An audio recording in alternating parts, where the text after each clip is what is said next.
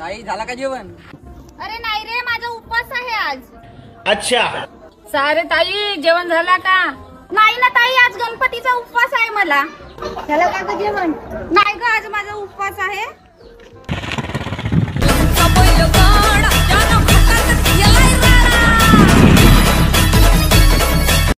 Hello. हा बोल ना.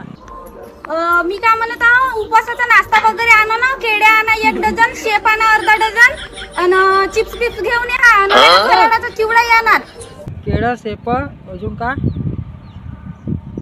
हो काय, 1 डझन केळं. हो हो हो. आणि काही अजून उपवासाचा असेल तर घेऊन घ्या.